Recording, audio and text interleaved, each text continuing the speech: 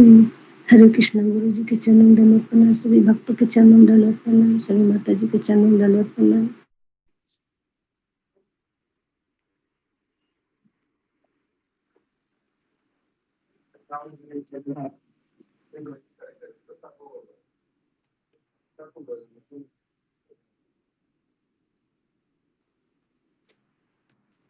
हरे कृष्ण। दंडवत सभी भक्तों को सुखदेव चंद्र। हरे कृष्णा। सभी भक्तजनों को दंडवत प्रणाम। हरे कृष्ण। दंडवत प्रणाम सभी को। हरे कृष्णा। सभी के चरणों में दंड प्रणाम। गुरु जी के चरणों में दंड प्रणाम।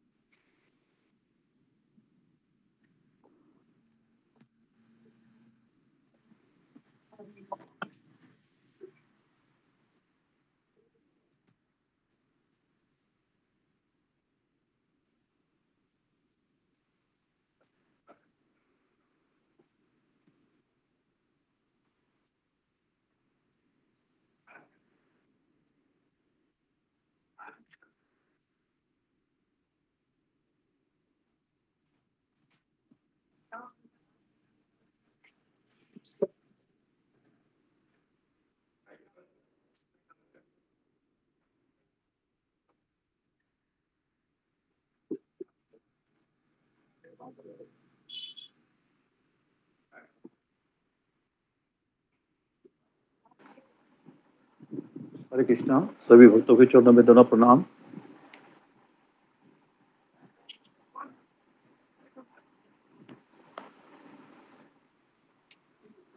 हरे कृष्णा गुरु जी, दंडवत प्रणाम।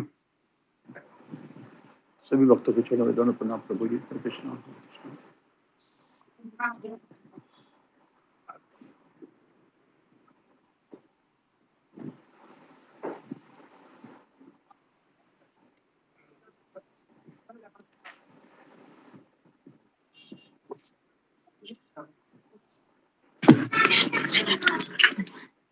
सभी वैष्णव भक्तों को दंडवत प्रणाम। दंडवत प्रणाम माता जी। हरे कृष्णा। हरे कृष्णा। अशोक चला प्रभु जी दंडवत प्रणाम। हरे दंडवत प्रणाम कृष्णा। माता जी। हरे समाधि कृष्णा। दंडवत प्रणाम। हरे कृष्णा। चल प्रभु जी दंडवत प्रणाम। हरे कृष्णा। रूप माता जी दंडवत प्रणाम। हरे कृष्णा। सभी वैष्णव भक्तों को दंडवत प्रणाम। रीना हरे सिंह माता जी। हरे कृष्णा। हरे कृष्ण। दंडवत प्रणाम प्रभु जी। सभी भक्तों के चरणों में दंडवत। माता जी गुरु वंदना कीजिए। जी प्रभु जी।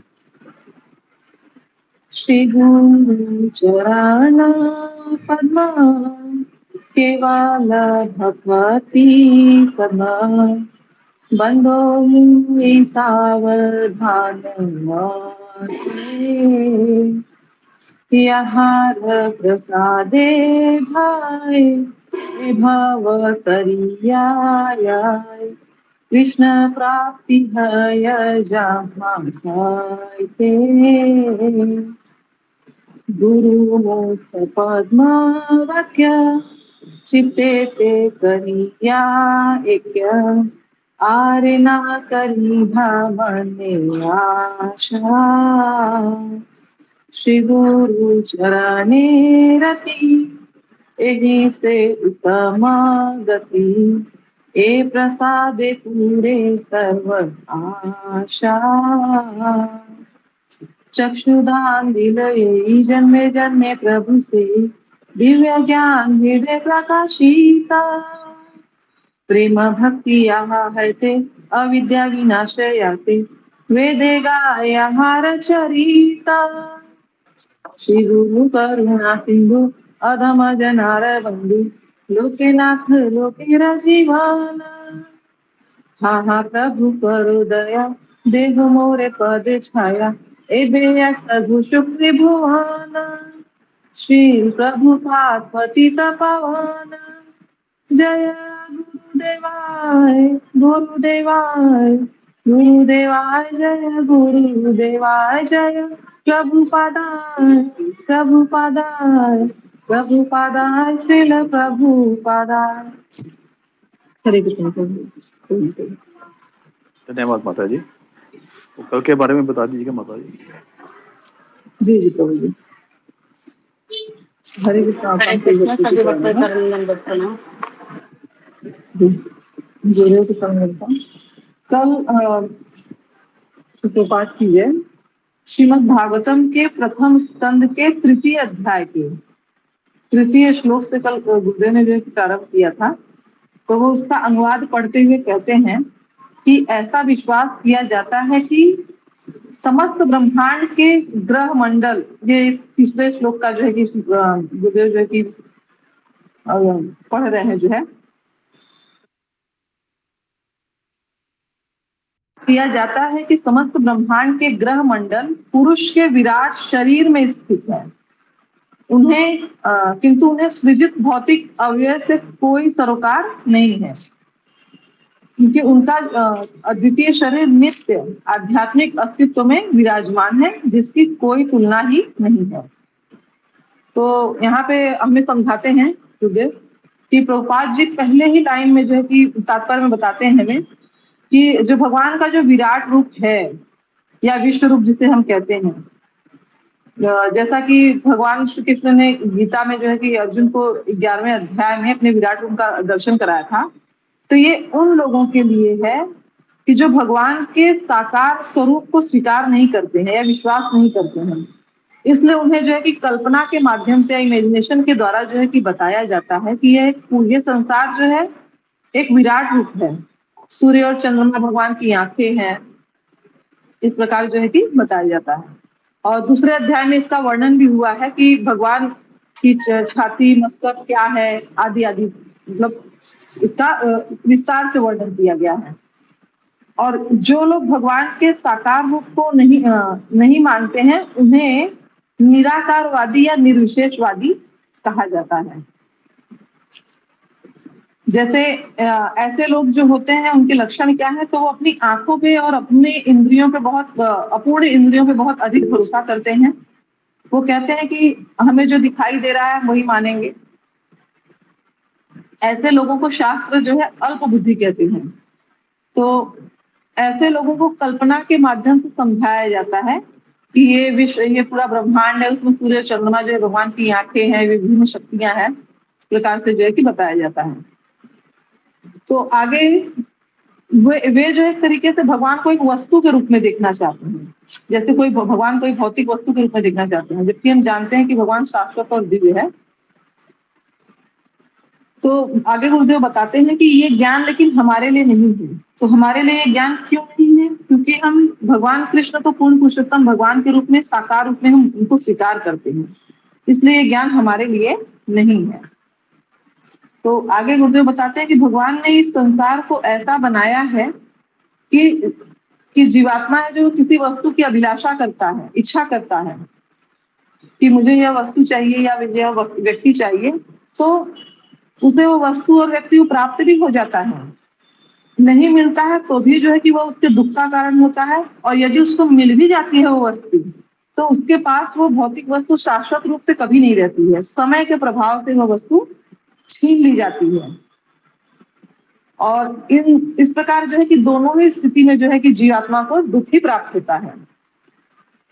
और अल्प बुद्धि जो मनुष्य होता है, वो ये विचार बिल्कुल नहीं करता है कि भगवान ने संसार क्यों बनाया है। वह जो है अपने दैनिक कार्यों में कि मुझे ऑफिस जाना है, पैसे कमाने हैं, फिर अपने पत्नी बच्चों इनके बारे में ही सोचता रहता है और इन्हीं से जो है कि आसक्त रहता है। इसके लिए मैं एक चीज जोड़ना चाहूंगी कि जैसे कि जो है कि कई बार जो है कि गुरुदेव ने बताया है कि जब इंद्रदेव को जो है कि श्राप दिया गया था, तो वो सुअर की योनि में जब गए तो वहीं पे व्यस्त थे, अपनी दिव्य स्थिति को भूल गए थे कि मैं जो है कि एक भगवान का सेवक हूँ, इंद्र की पद पे मैं जो है कि आसीन हूँ। और वहां वो अपने पत्नी बच्चों में ही आनंद ले रहे थे। और ब्रह्मा जी ने जो है कि जब उनको याद दिलाया कि चलो इंद्र, तुम्हारा जो है कि समय खत्म हो गया, चलो, तो इंद्र कहता है नहीं नहीं, मेरे लिए यही स्वर्ग है। और उसी जो है कि मलमूत्र में जो है कि वो वहीं पे आनंद उठा रहे थे। जब ब्रह्मा जी ने उनको ज्ञान दिया तो फिर वो वापस इंद्रलोक को गए। तो ये हम सब की स्थिति है। और इस प्रकार जो है कि समय व्यर्थ गंवाते हैं जो है। तो आगे जो है कि गुरुदेव बताते हैं भगवान अपनी शक्ति का विस्तार महतत्व के रूप में करते हैं। अब भगवान जब गुरुदेव ने गोलोक चार्ट दिखाया था तो उन्होंने जो है कि कार्णोदक सागर के ऊपर जो है कि लेफ्ट साइड में हम लोगों को विरजा नदी के ऊपर जो है कि महतत्व दिखाया था, जो है महतत्व के बादल दिखाए थे जिसमें जो कि ब्लू ब्लू बुलबुले निकल रहे थे। तो ये कार्णोदक सागर के ऊपर होता है जिसमें कुल 24 तत्व होते हैं। यहाँ पे प्रभुपाद जी ने जो है कि 16 तत्वों का उल्लेख किया है, लेकिन गुरुदेव बताते हैं कि आगे इसमें जो है कि वो बढ़ाएंगे इसको, पूरे 24 तत्व होते हैं। तो ये 24 तत्व होते हैं वो पंच महाभूत होते हैं। पहला तो है पृथ्वी जल अग्नि, कर्मेंद्रियां हैं हाथ पैर मुख गुदा उपस्थ, तो ये 10 हो गए। फिर 5 ज्ञानेंद्रियां हैं आंख नाक कान स्पर्श और ये जीवा, और फिर 5 हमारी जो है इंद्रिय विषय हैं रस गंध स्पर्श शब्द रूप, ये 20 तत्व हो गए। फिर बाकी 4 तत्व है मन बुद्धि अहंकार, और 24वां तत्व है प्रकृति के तीनों गुण।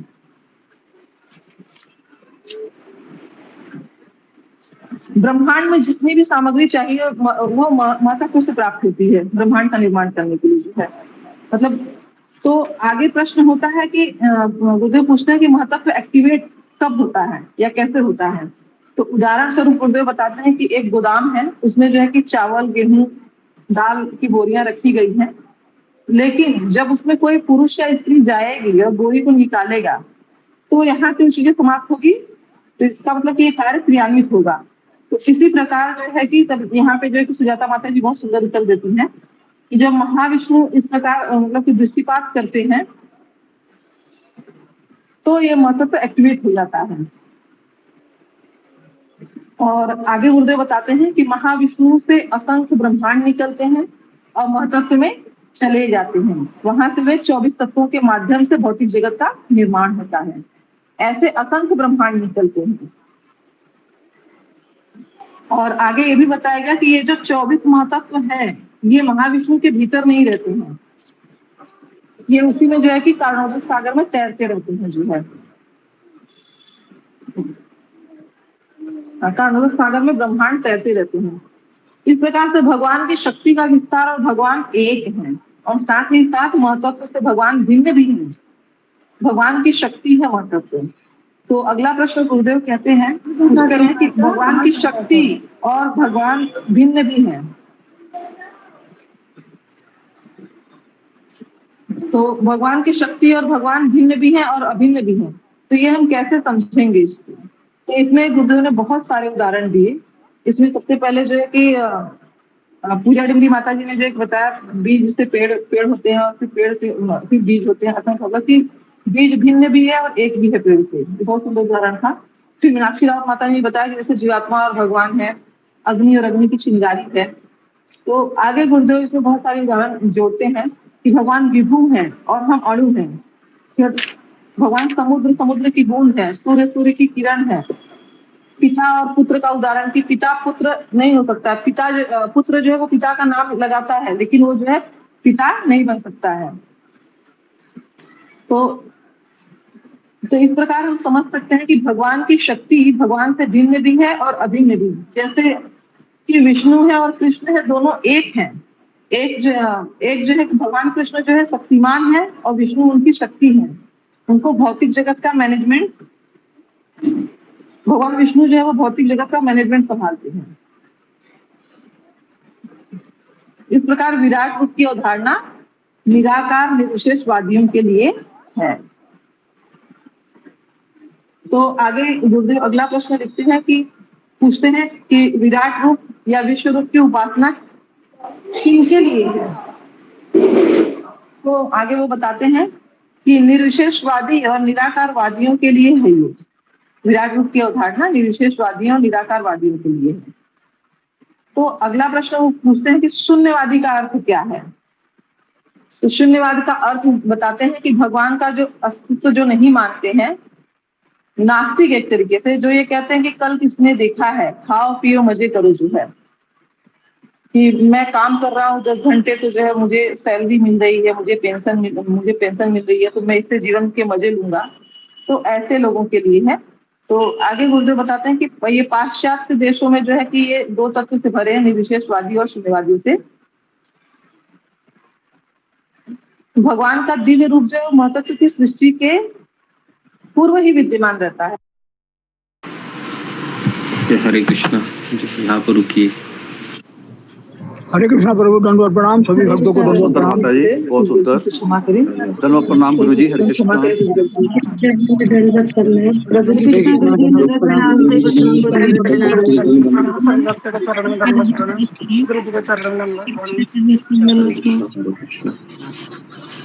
हरे कृष्णा।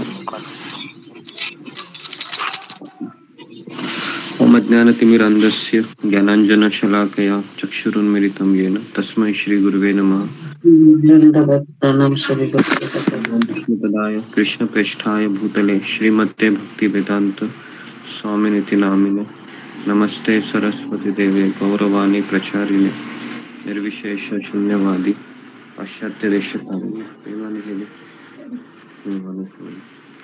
हे कृष्ण करुणा सिंधु दीनबंधु जगतपते गोपेश गोपिका कांत राधा कांता नमोस्तुते तप्त कांचन गौरांगी राधे वृंदावनेश्वरी वृषभानुसुते देवी प्रणमामि हरिप्रिय वाञ्छाकल्पतरुभ्यश्च कृपा सिन्धुभ्येव च पतितानां पावनेभ्यो वैष्णवेभ्यो नमो नमः।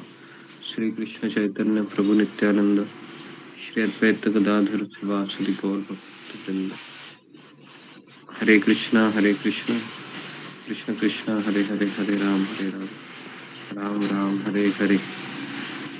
नारायणं नमस्कृत्यं नरं चैव नरोत्तमं देवीं सरस्वती व्यासं ततो जयामुदीरये। नष्टप्रायेषु भद्रेषु नित्यं भागवत सेवया भगवतीरुत्तमश्लोके भक्तिर्भवति नैष्टिके।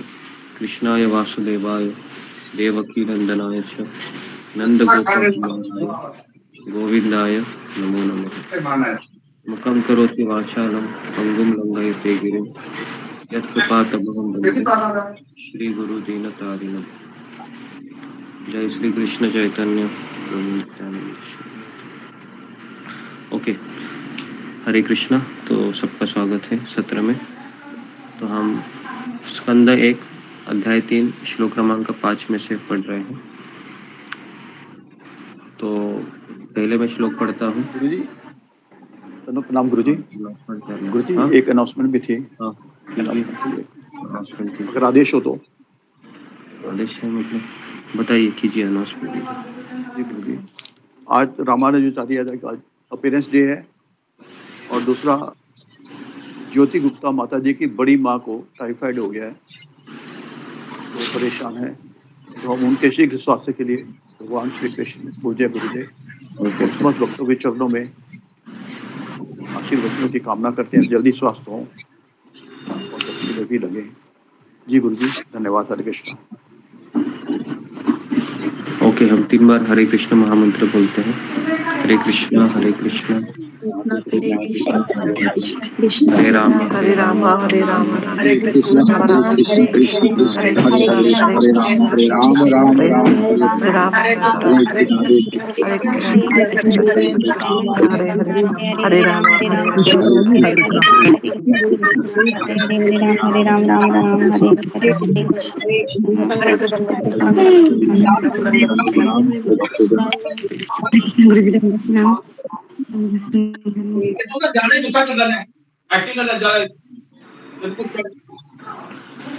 ओके, तो हम आगे बढ़ते हैं। स्कंद 1 अध्याय 3 श्लोक क्रमांक 5। एतत् नाना अवताराणां निधानां बीजमव्ययम् यस्य अंश अंशेन सृज्यते देवतिर्यक् नरादय। दीदी रसम। एतत् नाना अवताराणां निधानां बीजमव्ययम् यस्य अंश अंशेन सृज्यन्ते देवतिर्यक् नरादयः। एतत् नाना अवताराणां निधानां बीजमव्ययम् यस्य अंश अंशेन सृज्यन्ते देवतिर्यक् नरादयः। ओके, कोई पढ़ना चाहेगा तो पढ़ सकते हैं। गुरुजी दंडवत प्रणाम। नाना अवताराणां निधानं बीज अव्ययम् यस्य अंश अंशेन सृज्यन्ते देवी तिर्यन्नरादयः। हरे कृष्ण। गुरुजी दंडवत प्रणाम।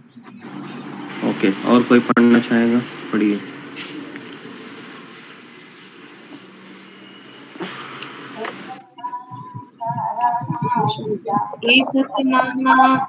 एतत्नाना अवताराणां निधानं बीजम् अव्ययम् यस्य अंश अंशेन सृजयन्ते देवतेकं नर अदाय।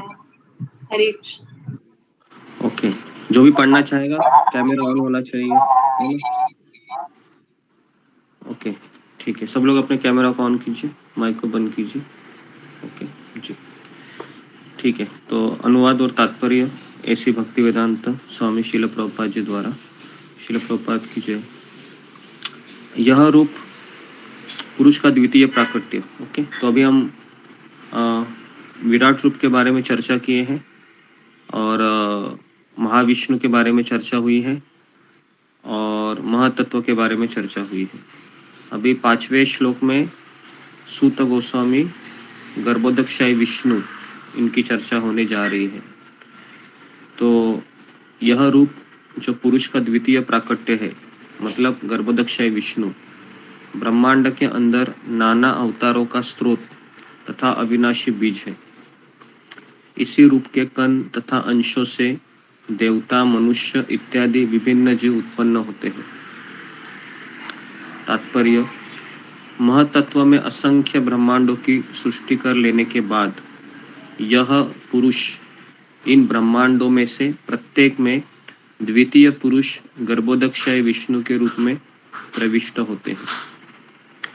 वहां पर जब उन्होंने देखा कि ब्रह्मांड भर में अंधकार ही अंधकार तथा रिक्त स्थान है, विश्राम के लिए कहीं कोई आश्रय नहीं है, तब उन्होंने अपने पसीने के जल से आधे ब्रह्मांड को भर दिया।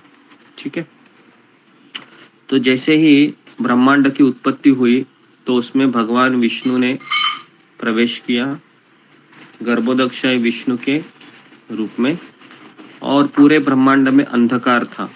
अंधकार मतलब कोई प्रकाश नहीं था। तो फिर उन्होंने अपने पहले क्या किया, पसीने से आधे ब्रह्मांड को भर दिया और स्वयं उसी जल में विश्राम करने लगे। उस जल को क्या कहा जाता है?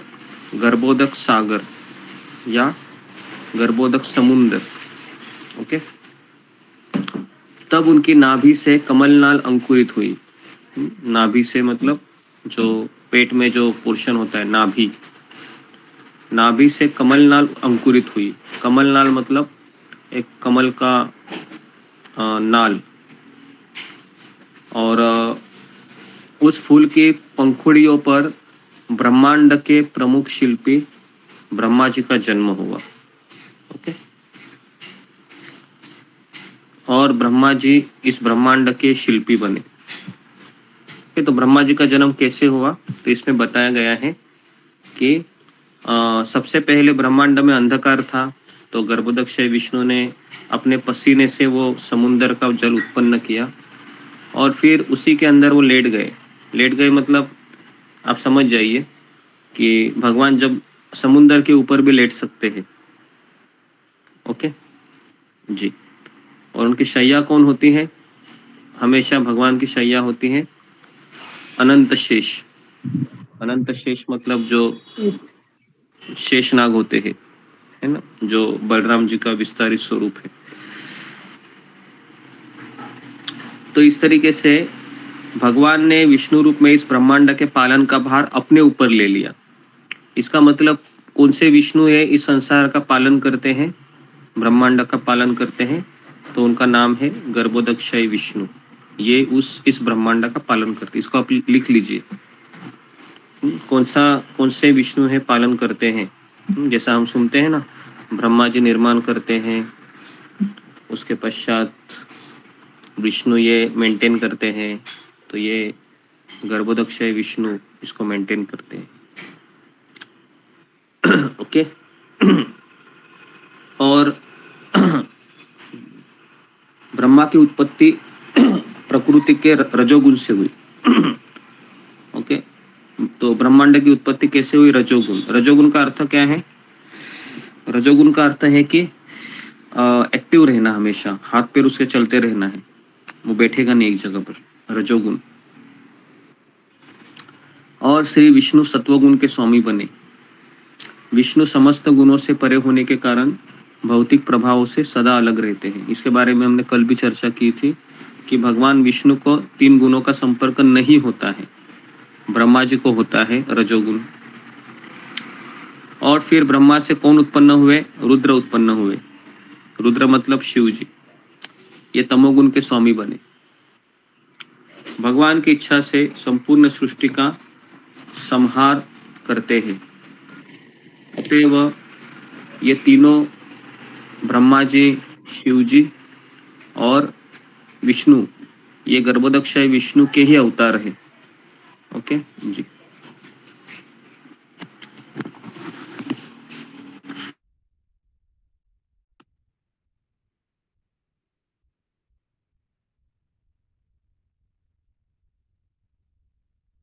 विष्णु के ही अवतार है। लेकिन ब्रह्मा जी कौन से अवतार है? शक्तावेश अवतार। ठीक है। शिव जी तो आप सबको पता है, शिव तत्व है। फिर ब्रह्मा से दक्ष प्रजापति, मरीचि और मनु आदि अनेक देवता प्रकट हुए। इनको प्रजापति कहते हैं। लिखिए ऐसे, ब्रह्मा जी से कौन उत्पन्न हुए? नंबर 1 दक्ष प्रजापति, मरीचि और मनु। दक्ष प्रजापति, मरीचि और मनु।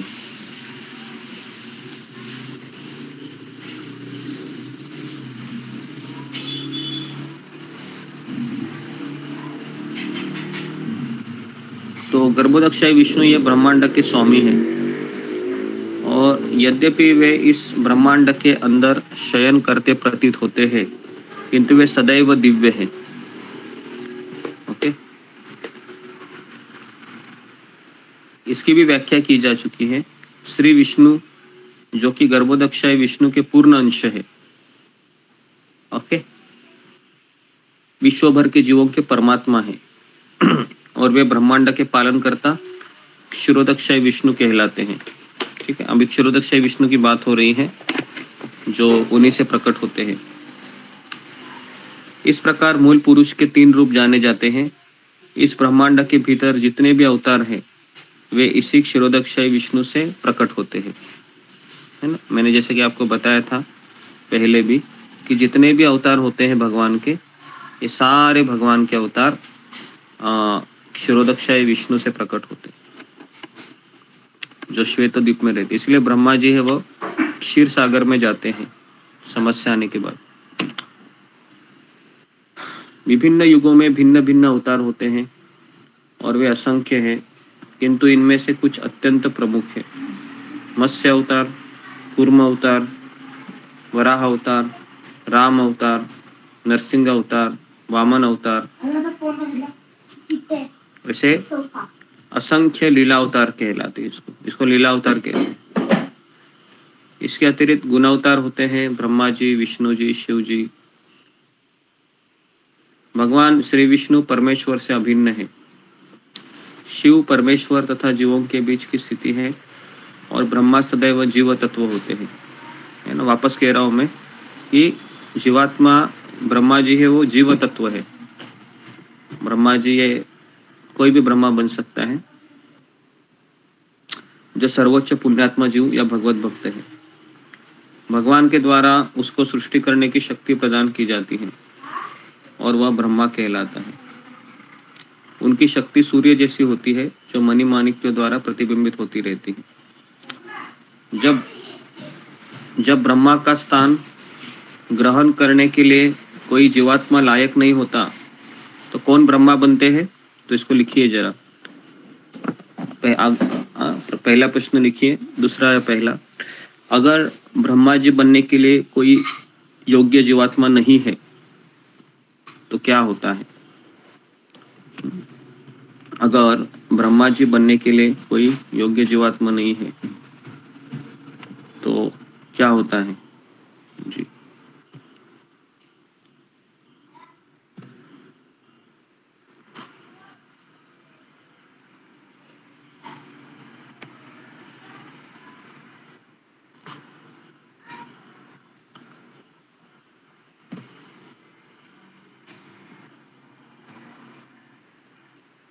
क्या होता है जी बताइए।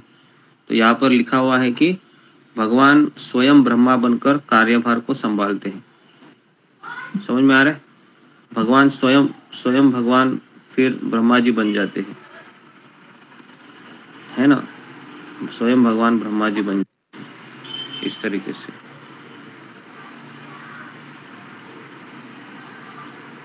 ओके जी, समझ में आ रहा है आपको? किस वापस बता रहा हूँ मैं, अगर कोई योग्य ब्रह्मा जी नहीं है वहां पर तो कभी कभी ऐसा होता है ना कि जो ब्रह्मा जी के लिए क्वालिफिकेशन है वो किसी जीवात्मा में उनको नहीं मिल।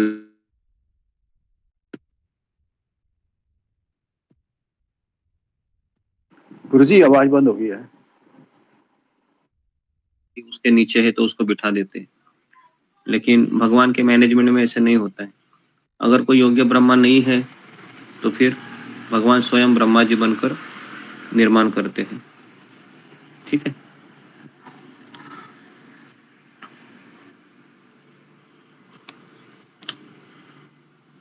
तो समझ में आ रहा है आपको? तो आगे बढ़ते हैं अभी हम।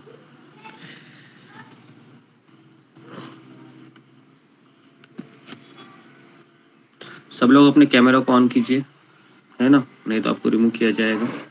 सबके लिए रूल कॉमन है ये।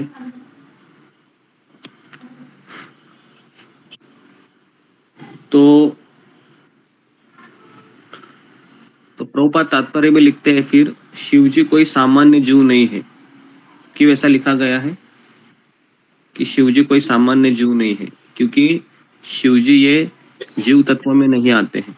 शिव जी ये भगवान विष्णु के ही एक विस्तार स्वरूप होते हैं। शिव तत्व जैसे दही में दूध में अगर कोई विकार उत्पन्न होता है तो फिर दही हो जाता है, बराबर है? ठीक उसी प्रकार से जब भगवान विष्णु में विकार उत्पन्न होता है तो फिर शिव जी की प्राकट्य होती है, शिव जी, है ना? तो वैसे तो दही दूध ही है एक प्रकार से देखा गया, लेकिन दूध के स्थान पर उसको नहीं उपयोग किया जाता है। इसके उपरांत मनु के अवतार है। ओके, तो तीसरा कैटेगरी है मनु अवतार, मनवंतर अवतार। तो ब्रह्मा जी के जीवन के एक दिन में कितने मनु आते हैं? कौन बताएगा? फिंगर को रेज कीजिए। ब्रह्मा जी के एक दिन में कितने मनु आते हैं? हरे कृष्ण गुरुजी 14। हाँ माता जी, आप क्या इसको अपने फिंगर को रेज कीजिए, है ना? मैं आपका नाम लूंगा। ओके, तो इस प्रकार से 14 मनु आते हैं, है ना? ब्रह्मा जी के जीवन में एक दिन में। और ब्रह्मा जी के एक महीने में कितने आते होंगे फिर? कैलकुलेशन कीजिए। 14 गुणिले 30 कितने आए एक महीने में? ब्रह्मा जी के 420 मनु, है ना? अभी ब्रह्मा जी के एक साल में देखिए कितने मनु आते हैं? 420 गुणिले 12। तो ब्रह्मा जी के एक साल में 5040 मनु आते हैं। और ब्रह्मा की आयु कितनी होती है? 100 साल होती है। तो अभी आप कैलकुलेशन कीजिए फिर अभी, है ना? अगर एक साल में है 5040 आते हैं तो 100 साल में कितने होंगे? तो 5,40,000 नहीं, 40 नहीं, 4,000 5,04,000 मनु आते हैं ब्रह्मा जी के पूरे जीवन काल में, है ना? तो ऐसे कि ब्रह्मांडों की संख्या कितनी है? अनगिनत है, और इनमें से प्रत्येक में एक एक ब्रह्मा जी होते हैं। ओके, सब में एक एक ब्रह्मा जी है। बराबर है। हम इस्कॉन में आने से पहले हमें इतना ही पता था कि एक ही ब्रह्मांड होता है, बराबर है। कितने लोगों का यही दृष्टिकोण था? फिंगर को रेज कीजिए। सब लोग ऐसे ही सोचते थे कि एक ही ब्रह्मांड होता है, बराबर है। एक ही विष्णु होते हैं, वैकुंठ लोक भी एक ही होता है, गोलोक वृंदावन भी एक ही होता है, बराबर है। हम सब लोग इसी बात से परिचित थे। लेकिन अभी हम भागवत पढ़ रहे हैं तो पता चल रहा है कि ऐसे अनंत कोटि ब्रह्मा जी हैं।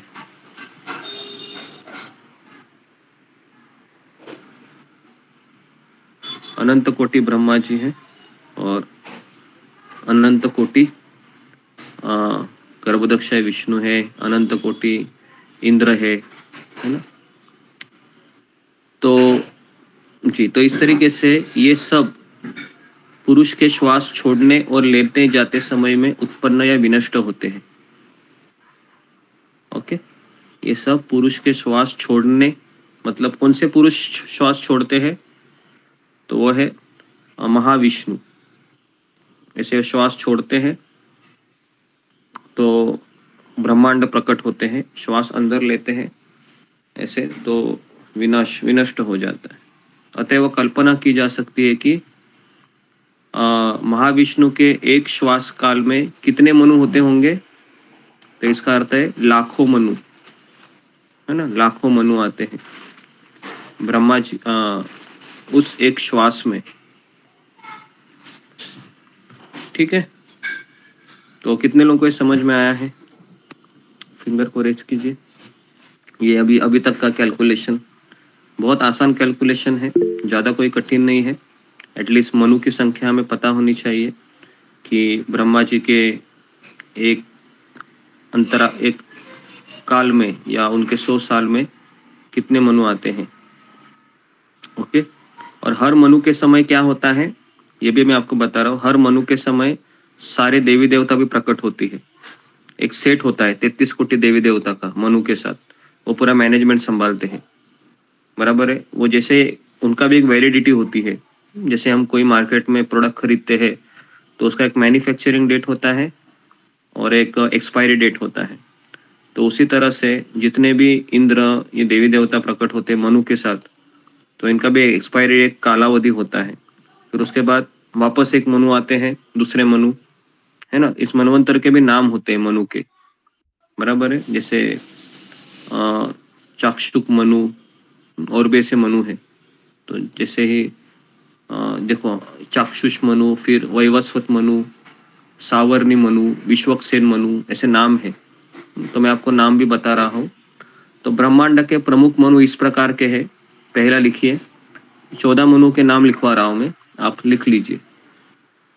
पहला है स्वयंभू मनु, स्वयंभू मनु।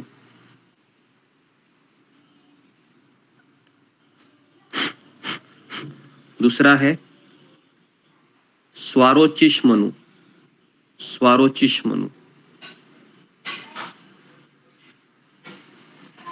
तीसरा है उत्तम मनु, तीसरा है उत्तम मनु। चौथा है तामस मनु।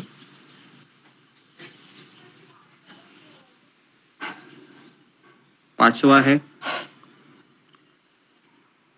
रैवत मनु। छठा है चाक्षुष मनु।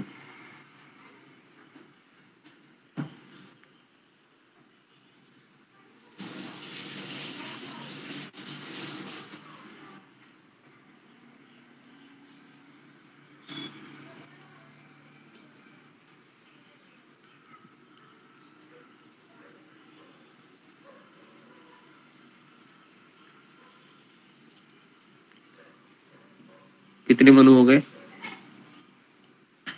6। ओके, चाक्षुष मनु। सातवां है वैवस्वत मनु।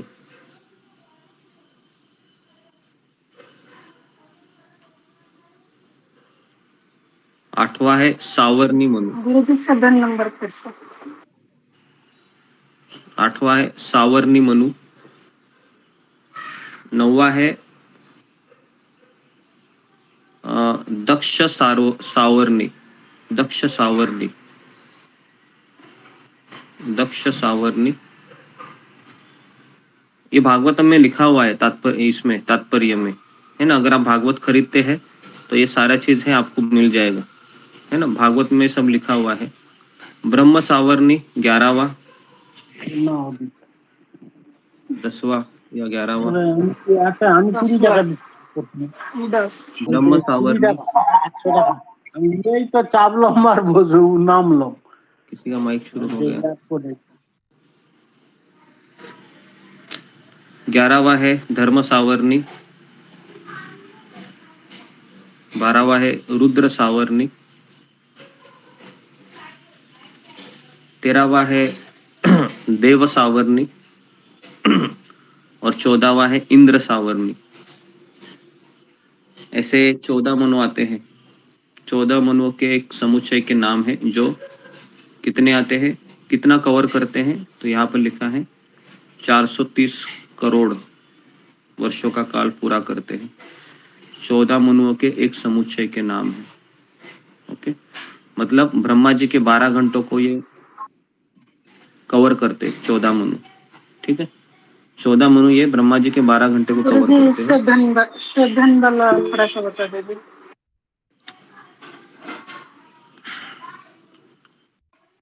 7 वाला कोई बता दीजिए। अशोक चावला प्रभु।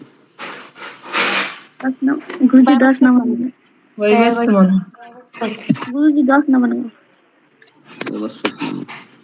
जी, कोई 14 मनु जरा पढ़ के बताइए। किसने 14 मनु लिखे हैं?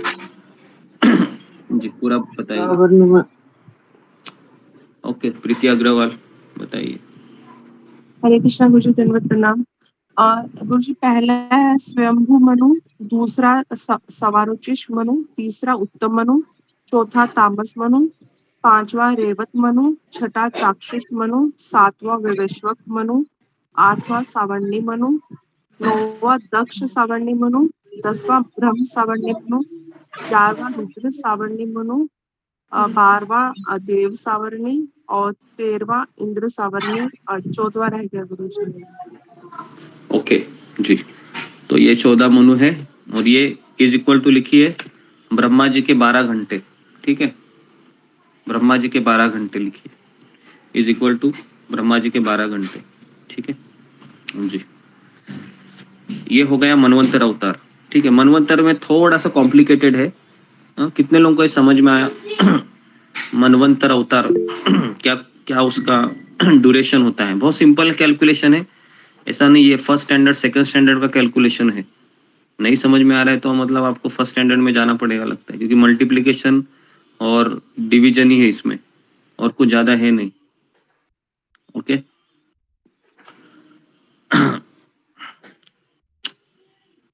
जी, कौन मुझे इसको एक्सप्लेन कराएगा मनवंतर अवतार को? अभी तक जो मैंने बताया है, फिंगर को रेज कीजिए। जी बताइए कि कौन मुझे एक्सप्लेन करेगा ये पूरा एक कैलकुलेशन मनवंतर अवतार का, जो मैंने अभी अभी आपको लिखवा के दिया है कैलकुलेशन। कोई नहीं, आश्चर्य है।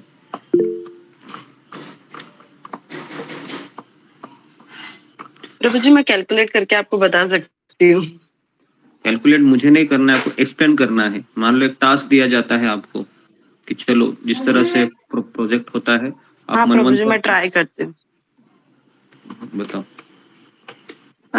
आपने बताया कि ब्रह्मा जी के एक दिन में 14 मनु होते हैं, तो प्रभु जी कैलकुलेटर खोलना पड़ेगा।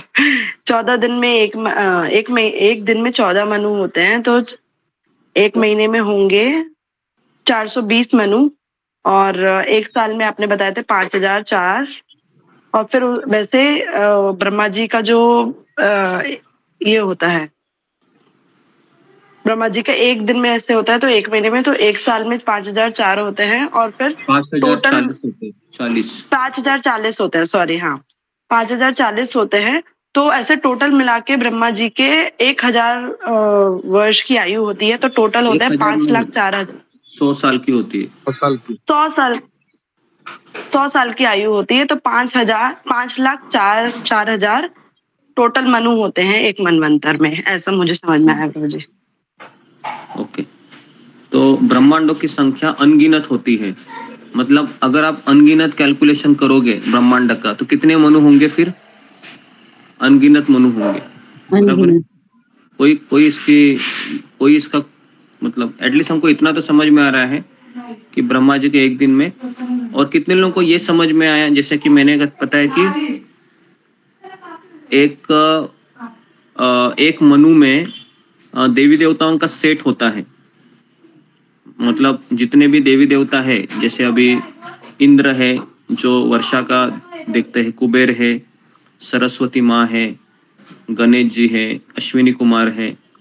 तो ये जो सेट होता है देवी देवताओं का, मैनेजमेंट का बोल रहा हूँ, जो ब्रह्मा जी के अंडर काम करते हैं सारे देवी देवता, तो ऐसा ही सेट है। ये मैंने बताया था, इसका एक्सपायरी होता है और इसका मैन्युफैक्चरिंग होता है। ये कितने लोगों को समझ में आया? जो मैंने ये कहा था लेकिन किसी ने कहा नहीं है।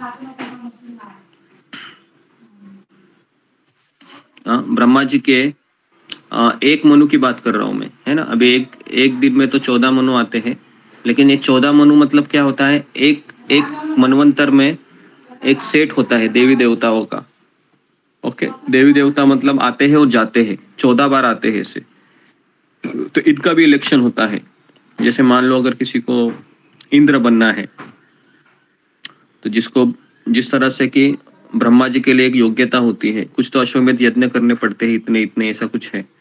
अभी वो योग्यता है वो वेदों में दिया गया है, तो मैं उतना पढ़ा नहीं हूँ कि कितने अश्वमेध यज्ञ करने पड़ते हैं। तो इंद्र का अगर योग्यता चाहिए तो उसको इतना अश्वमेध यज्ञ करना पड़ेगा। जैसे आपको डॉक्टर बनना है इस भौतिक जगत में, तो आपको एक एग्जाम को पास करना होता है, बराबर है, तब आप डॉक्टर बनते। उसी प्रकार से अगर इंद्र बनना है, वरुण बनना है, या फिर अश्विनी कुमार बनना है, तो फिर आपको उस योग्यता को प्राप्त कराना होगा। ओके, तब जाके आप वो बन सकते हैं।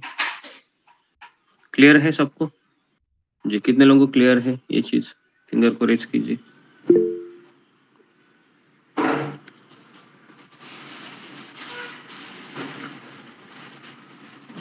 ठीक है, तो अभी ये मनवंतर का एपिसोड थोड़ा कठिन है। ये अगर आपको समझ में आया ना तो बहुत सारी चीज समझ में आएगी।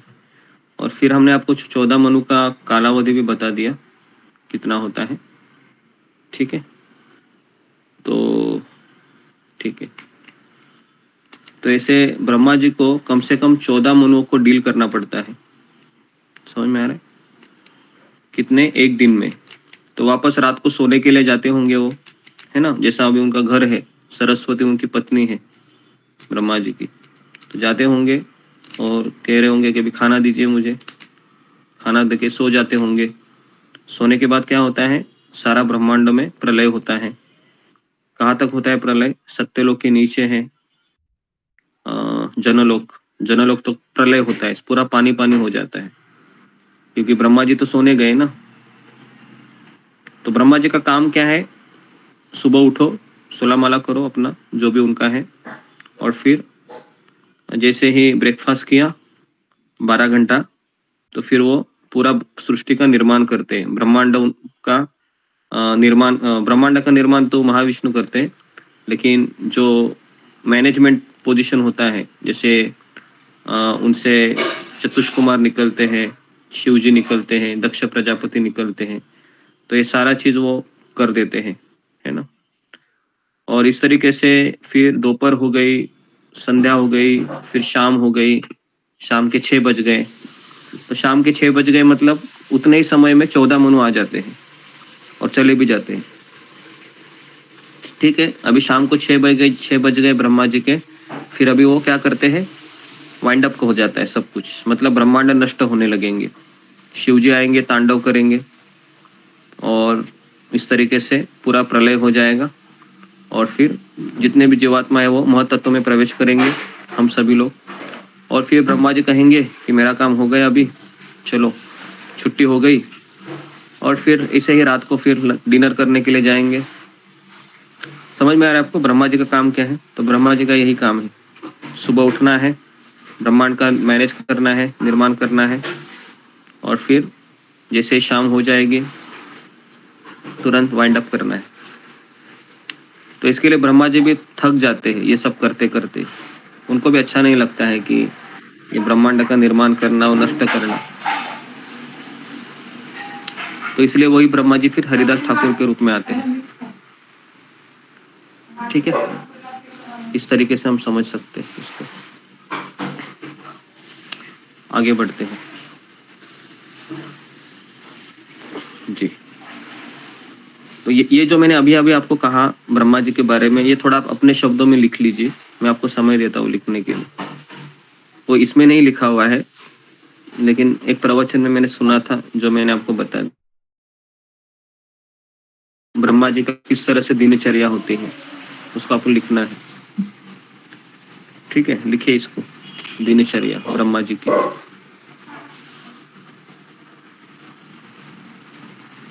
हरे कृष्णा गुरुजी, एक क्वेश्चन है गुरुजी, पूछूं क्या? हाँ पूछो। गुरुजी क्वेश्चन ये है कि जैसे कि आपने बताया था कि जितनी भी जीवात्मा हैं वो करण ये करण दक्षाय विष्णु के अंदर रहती हैं। उसके बाद जब ब्रह्मांड का होता है तो ब्रह्मांड में चले जाते हैं और फिर उस ब्रह्मांड के में जो गर्भोदक्षाय विष्णु के अंदर में रहते हैं। तो ये जो मनु जो होते हैं, जो आते हैं, तो जो वो तो एक शरीर हुआ, वो तो एक पोस्ट हुआ जैसे आपने बताया था। तो जो आत्मा आती है वो क्या गर्भोदक्षाय विष्णु से आती है कि वो वैकुंठ लोक से आती है? कहाँ से आती है गुरुजी? मैंने कहा था ना, मनु, ये ब्रह्मा जी उस मनु का निर्माण करते हैं, है ना। मनु का निर्माण भी ब्रह्मा जी के द्वारा ही होता है। मनु मतलब जो मनुष्य की उत्पत्ति का कारण है, मनु, तो वो भी ब्रह्मा जी के द्वारा ही आते हैं, सारे जितने भी मनु हैं, और चले जाते हैं। लेकिन ये कहाँ जाते हैं चले, तो मोस्ट प्रोबेबली ये बहुत हायर लिविंग एंटिटी होते हैं, जीवात्माएं होते हैं जो भगवान के भक्त होते हैं। तो अगर कोई मनु है, शुद्ध भक्त है, तो भगवत धाम चला जाएगा, है ना। अगर उसकी कोई इच्छाएं हैं, अपेक्षाएं हैं, तो फिर उसके अनुसार उनको डेस्टिनी होगी उनकी। क्योंकि ये सारे मनु है वह जीव तत्वों में ही आते हैं और ये मैनेजमेंट संभालते हैं। मोस्ट प्रोबेबली ऐसा लिखा गया है बृहद भागवतामृत में कि जितने भी देवी देवता हैं अभी जो कार्यरत है, जो भगवान की सेवा में लगे हैं, ये उनका काम करने के पश्चात भगवत धाम चले जाते हैं, क्योंकि ये सब भगवान की सेवा में लगे हैं और इनको पता होता है कि कृष्ण ही भगवान है। तो इसके लिए पूरा नॉलेज है उनको। और फिर ये जैसे ही अपना ड्यूटी खत्म होती है तो ये सारे जीव तत्व फिर आध्यात्मिक जगत में प्रवेश करते हैं अपना सच्चिदानंदमय शरीर से। और जो जीवात्माएं हैं अपने पुण्य कर्म इकट्ठा करके स्वर्गलोक में जाते हैं, वो अलग श्रेणी होती है। जैसे अभी भारत में आप देखो कि कोई एमएलए है या फिर कोई बड़ा है ना, नगर का अध्यक्ष है, तो वो अलग है और उस नगर में रहने वाले लोग अलग है। तो नगराध्यक्ष है वह सरकार के डायरेक्ट कांटेक्ट में होता है, लेकिन जो नगर के में रहने वाले लोग हैं जैसे हम और आप जैसे, तो उन लोगों का जितना पीरियड होता है पुण्य कर्मों का उतना वो रहते हैं वहां पर, और फिर वो अपने पुण्य कर्म क्षीण होने के बाद नीचे आ जाते हैं। लेकिन ये अलग होते हैं जो देवी देवता होते हैं। समझ में आया? जी गुरुजी, धन्यवाद गुरुजी। हाँ, तो इस तरीके से ये पूरा समझ में अच्छे से आना चाहिए। देवी देवता वाला कंसेप्ट है, और जो पुण्य कर्म करके स्वर्गलोक में जाते हैं। ओके, तो आगे बढ़ते हैं। अभी ये हो गया मनवंतर अवतार का हो गया, ठीक है। अभी हम युगावतार में प्रवेश करते हैं। युगावतार, युगों के नाम है सत्ययुग, त्रेता युग, द्वापर युग और कलयुग। प्रत्येक युग के अवतारों का रंग भिन्न होता है। ये रंग है श्वेत मतलब सत्ययुग, त्रेता लाल, द्वापर काला, कलयुग पीला। तो ऐसे 4 रंग में भगवान अवतार लेते हैं। द्वापर युग में भगवान कृष्ण काले रंग में प्रकट होते हैं और कलयुग में चैतन्य महाप्रभु पीले रंग में उत्पन्न होते हैं। ओके, तो इस तरीके से ये युगावतार है। सत्ययुग के युगावतार, त्रेता युग के युगावतार, द्वापर युग के युगावतार और कलयुग के युगावतार। तो मैं आपको सत्ययुग के और त्रेतायुग के युगावतार बाद में बताऊंगा कंफर्म करके। द्वापर युग के युगावतार कृष्ण है, कलयुग के युगावतार चैतन्य महाप्रभु है। इस प्रकार शास्त्रों में भगवान के समस्त अवतारों का उल्लेख मिलता है। किसी भी धूर्त के लिए अवतार बनने की गुंजाइश नहीं है। अगर कोई कलयुग में कोई जैसा आदमी है, जैसे मुझे याद है कि जब मैं बंबई में रहता था तो वहां पर काफी सारे भक्त, एक बाबा है जिसका नाम है अनिरुद्ध बाबा करके हैं, तो वो स्वयं को कृष्ण कहते थे। आज भी हम जब गांव जाते हैं तो उसकी शाम को आरती होती है हमारे गांव में। जैसे शाम को 6-7 बजते हैं तो उसकी आरती गाती, जैसे ओम जय जगदीश हरे है तो जगदीश की जगह उसका नाम आता है और लोग उसके ताली भी बजाते हैं और क्या क्या करते हैं, अजीब लगता है। तो किसी भी धूर्त के लिए अवतार बनने की गुंजाइश नहीं है, बराबर है। तो कोई भी व्यक्ति है अवतार नहीं बोल सकता मैं कृष्ण का अवतार हूँ, क्योंकि अवतार का उल्लेख शास्त्रों में रहता है। तो शास्त्र में लिखा रहता है कि ये अवतार होने वाला है। जैसे भी कल की अवतार है तो कल की अवतार कलयुग के अंत में आएगा, प्रकट होगा।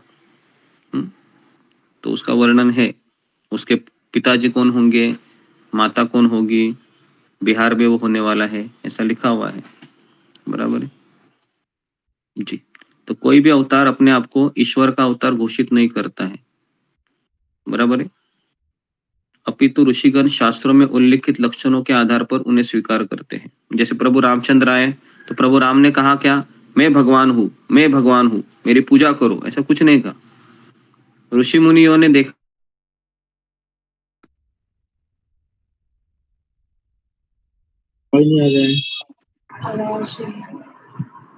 आवाज नहीं आ रही। तो प्रभु रामचंद्र जब आए थे तो उन्होंने कभी ये नहीं कहा कि मैं भगवान हूँ करके, या कोई भी भगवान का अवतार, मत्स्य अवतार है, कूर्म अवतार है, कोई नहीं कहते हैं कि मैं भगवान हूँ करके, है ना। तो इस तरीके से जब वहां के ऋषि मुनि होते हैं, क्योंकि ऋषि मुनि शास्त्र पढ़ते हैं, तो ऋषि मुनि देखते हैं कि इस समय भगवान का अवतार होने वाला है। दशरथ उनके पिता रहेंगे, कौशल्या उनकी माता रहेगी, और फिर वो देखते हैं कि हाँ ये दशरथ राजा है, इनके पुत्र है 4, राम, भरत, लक्ष्मण, शत्रुघ्न, शास्त्रों में लिखा हुआ है। हाँ, तो ये राम कौन है, ये भगवान के अवतार है। तो इस तरह से वह भगवान के अवतारों को घोषित किया जाता है। ऐसा नहीं कि मैं स्वयं को घोषित करूं। अगर कोई व्यक्ति स्वयं कहता है मैं भगवान हूं तो मूर्ख है, क्योंकि शास्त्रों में ऐसा कोई उल्लेख नहीं है कि अवतार स्वयं कहता है कि मैं अवतार हूं। तो इस तरीके से कोई भी अवतार अपने आप को ईश्वर का अवतार घोषित नहीं करता है, अपितु ऋषिगण शास्त्रों में उल्लिखित लक्षणों के आधार पर उन्हें स्वीकार करते हैं। शास्त्रों में अवतार के लक्षण तथा उनके द्वारा संपन्न होने वाले विशेष कार्यों का उल्लेख रहता है। तो शास्त्रों में यह भी लिखा रहता है कि प्रभु रामचंद्र आएंगे तो क्या करेंगे, मत्स्य अवतार होगा तो क्या करेंगे, इस तरीके से, ठीक है। प्रत्यक्ष अवतारों के अतिरिक्त असंख्य शक्तावेश अवतार है, ठीक है। शक्तावेश अवतार भी कितने हैं, असंख्य है। शक्तावेश अवतार का अर्थ क्या है, कौन बताएगा मुझे, फिंगर को रेज कीजिए। शक्तावेश अवतार किसे कहेंगे जी, सुजाता। हरे कृष्ण गुरु जी, दंडवत प्रणाम, सभी भक्तों को दंडवत प्रणाम जी। भगवान किसी जीवात्मा के अंदर अपनी शक्ति देके ये ओके, भगवान किसी जीवात्मा को शक्ति प्रदान करते, क्यों करते हैं, क्या कारण है, भगवान क्यों का करते हैं? भगवान का प्रचार करना, भगवान क्यों करते हैं, प्रचार करने के लिए, भगवान प्रचार का करने के लिए, और जीवात्मा का उद्धार करने के लिए। ठीक है, और कोई बताएगा क्यों भगवान उसको शक्ति देते हैं, ये भी तो जानना जरूरी है जी। ममता पाल। हरे कृष्ण गुरु दंडवत प्रणाम। पूरी जब देवी देवता की पोस्ट खाली नहीं रहती है तभी भगवान जीवात्मा में शक्ति प्रदान करते जो प्रचार के लिए मुझे लगता है। ओके, तो बेसिकली वो इसलिए करते हैं कि जिससे वह अपना कार्य है किसी जीवात्मा को शक्ति प्रदान करके पूर्ण करे।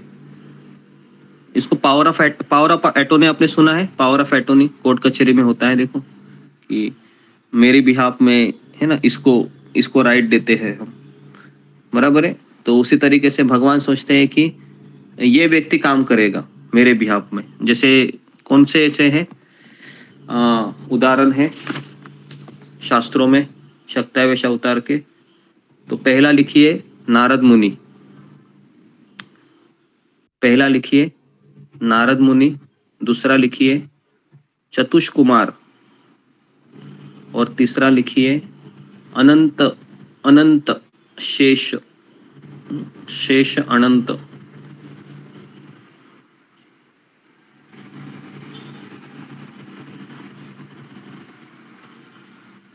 ठीक है, तो इस तरीके से शक्तावेश अवतार हो गया है। ठीक है, तो अभी मुझे लगता है कि सारे अवतार कवर हो गए हैं।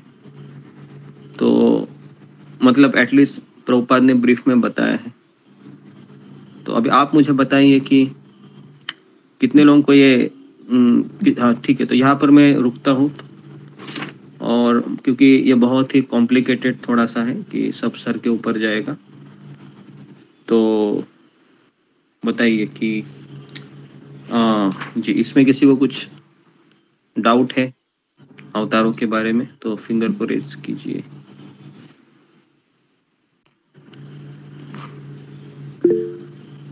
जी किसी को डाउट है? ओके, शीतल कॉल।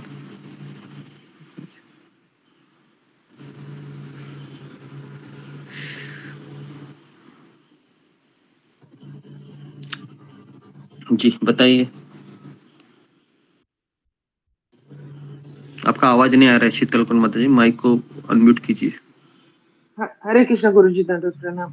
14 मनु के ये नाम जहाँ लिखे हैं ना गुरुजी, इसमें ये लिखा है कि स्वयंभू मनु के रूप में यज्ञ, सौरचिश मनु के रूप में विभु, उत्तम मनु के रूप में सत्सेन, तामस मनु के रूप में हरि, रेवत मनु, ये गुरुजी इनके यहाँ सारे नाम भी इसमें ये क्या लिखा है ये समझ में नहीं आया इस पैराग्राफ में। ये एक कालावधि होता है, पीरियड होता है।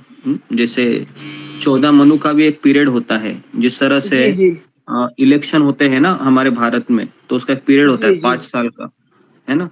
जी तो उस 5 साल में अभी जो 14 मनु का जो नाम है अभी, है ना, तो अभी का ये वर्णन है। जैसे अभी वर्तमान युग देखो ब्रैकेट में लिखा है, उस तात्पर्य में वर्तमान युग वैवस्वत मनु का है अभी जो चल रहा है। जी समझ में आ गया। जी जी हाँ, तो अभी वर्तमान युग में वैवस्वत मनु के अधीन है, समझ में आ गया। हाँ, तो बस अभी, लेकिन हम उस समय नहीं रहेंगे अभी, है ना, हमारा तो उतना एक्सपायर, हम तो उसके पहले चले जाएंगे। तो इस तरह से मैनेजमेंट होता है। जी जी ओके, और किसी का कुछ सवाल है? जी सुजाता। हरे कृष्णा गुरुजी, दंडवत प्रणाम। गुरुजी जो ब्रह्मा जी तो जीव तत्व है, वो जब हरिदास ठाकुर बन के धरा पर आए थे उस समय कौन संभल रहे थे? वो मुझे कैसे पता चलेगा कौन सा मनु रहेगा, है ना। बेसिकली ये अभी वैवस्वत मनु ही चल रहा है, क्योंकि वह वैवस्वत मनु का पीरियड कितना होता है एक मनु का, तो आप कैलकुलेशन कीजिए, है ना। एक मनु जैसे ब्रह्मा जी के अगर 12 घंटे होते हैं, 12 घंटे लिखा है यहाँ पर, 430 करोड़ साल होता है। तो अगर आप इसको 14 से डिवाइड करेंगे, है ना, 14 से डिवाइड करेंगे तो उतना एक मनु का काल होता है। तो कीजिए जरा सब लोग, जरा 430 के ऊपर कम से कम 3, 2, 5 और 7 जीरो लगाइए 430 के ऊपर, और इसको डिवाइडेड बाय 14 कीजिए। जी उसको डिवाइड बाय 14 कीजिए और फिर मुझे उत्तर बताइए।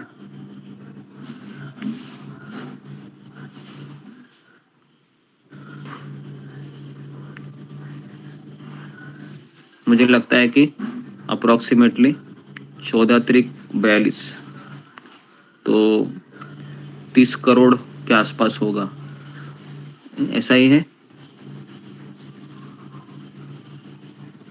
30 करोड़ कितना आता है? अरे आप लोग इतने पढ़े लिखे लोग भी इतना समय लगा रहे हैं, हाँ? 30 करोड़ कितना होता है? 71,42,857। 857 ऐसे कैसे हो सकता है? 14 नहीं, इतना नहीं है। 14 त्रिक 42, 30 के ऊपर कुछ तो रहेगा। ओके, बताइए कोई कैलकुलेशन करके। आप सब लोग पता नहीं, आपको फर्स्ट स्टैंडर्ड में भेजना पड़ेगा लगता है, जल्दी जल्दी कीजिए। 30 करोड़ 71 लाख 72,28,57।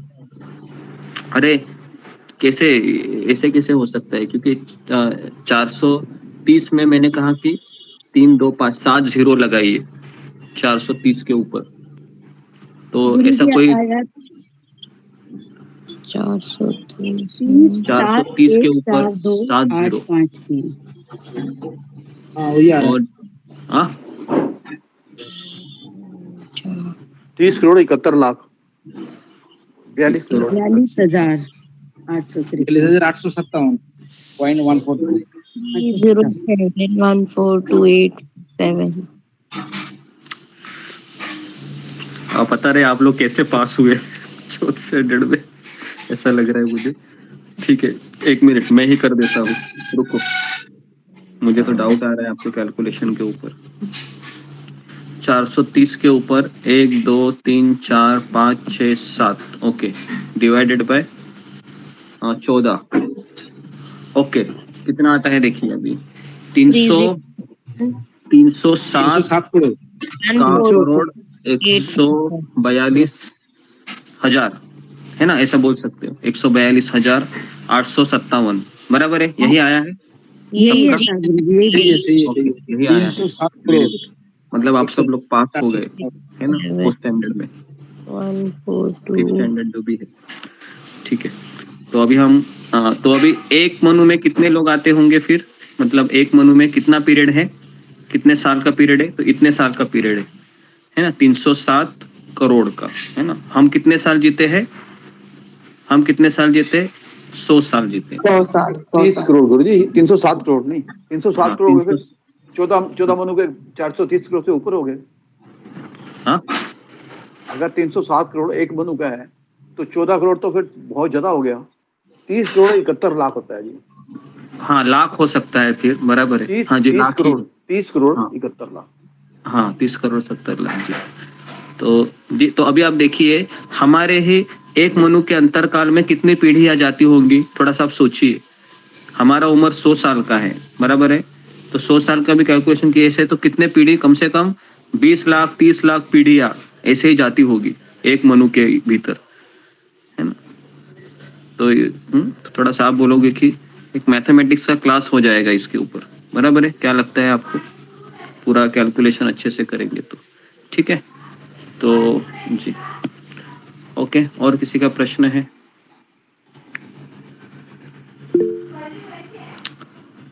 जी, मीनाक्षी रावत।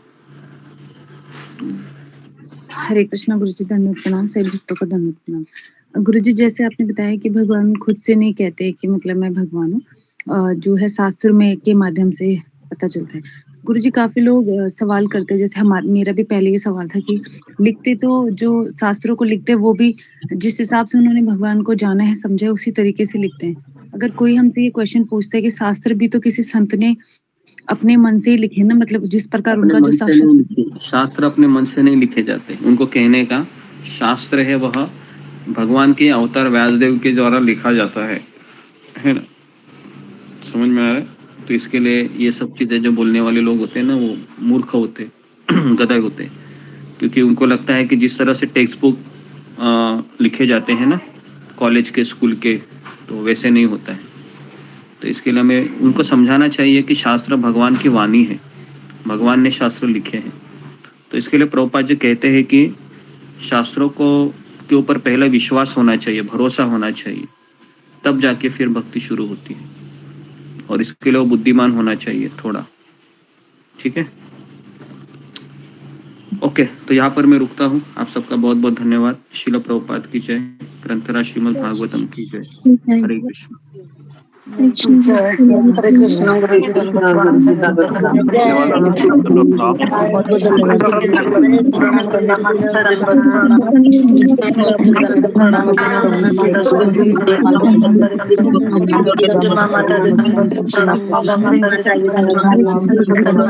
कृष्ण गुरु जी हरे कृष्ण गुरु जी दंडवत प्रणाम। भाई भक्ति जन दंडवत प्रणाम। हरि बोल।